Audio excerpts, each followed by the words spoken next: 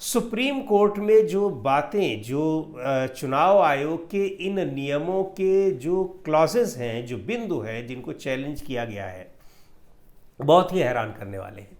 चुनाव आयोग इसमें ये तक कह रहा है कि जिन लोगों के पास प्रमाण पत्र नहीं होगा, मतदाता पहचान पत्र को अपने रिव्यू करते समय उनके पास दस्तावेज होने चाहिए, कुछ सर्टिफिकेट होने चाहिए, और वो सर्टिफिकेट होना चाहिए बर्थ सर्टिफिकेट अपना भी हो और अपने माता पिता का भी हो।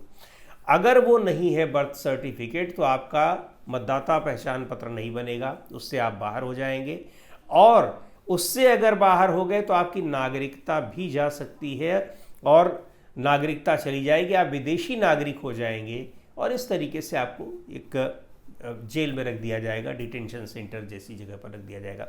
हड़कंप मच गया चुनाव आयोग के इस फैसले पर कि आखिर वो चाहता क्या है। इतनी बड़ी संख्या में यहाँ पर 2-3% लोग अपना जन्म रजिस्टर करवाते होंगे, जिनके माता पिता उनका जन्म रजिस्टर करवाते होंगे।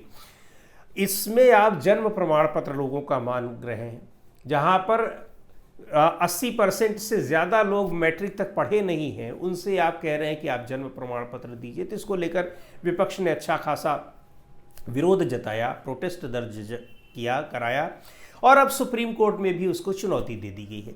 दूसरी ओर सड़कों पर उतरने की बात विपक्ष कह रहा था और अब 9 तारीख को बिहार बंद का ऐलान किया गया है, जिसमें शुरुआत में तो इसको निर्दलीय सांसद हैं कांग्रेस के समर्थक पप्पू यादव, लेकिन अब उनके इस बंद के आह्वान में पूरा का पूरा इंडिया गठबंधन शामिल हो गया है, विपक्ष शामिल हो गया है।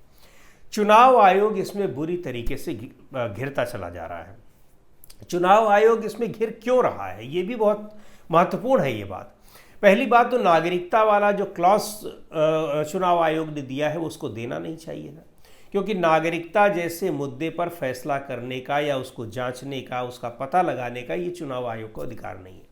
ये गृह मंत्रालय का ये सब काम है, लेकिन चुनाव आयोग अपने अधिकारों के बियॉन्ड जाकर वो नागरिकता जांचने की भी बात कर रहा है। अब सुप्रीम कोर्ट में मामला गया है, आपको पता है कि सुप्रीम कोर्ट रिट भी जारी करता है और ये पूछता है किसी भी अथॉरिटी से कि आपने किस अधिकार से ये आदेश जारी कर दिया है। इसको को वारंटो कहते हैं, अधिकार परीक्षा कहते हैं। खैर सुप्रीम कोर्ट क्या करता है, नोटिस तो जारी किया है, तत्काल सुनवाई के लिए तो तैयार हो गया है, तत्काल उस पर रोक भले नहीं लगाई लेकिन सुनवाई तत्काल वो कर रहा है। जब 10 तारीख से उसकी शुरुआत होगी तो ये कहा गया कि चूंकि ज़रूरी मैटर है और इस पर सुनवाई तुरंत होनी चाहिए, तो तुरंत सुनवाई के लिए तैयार है।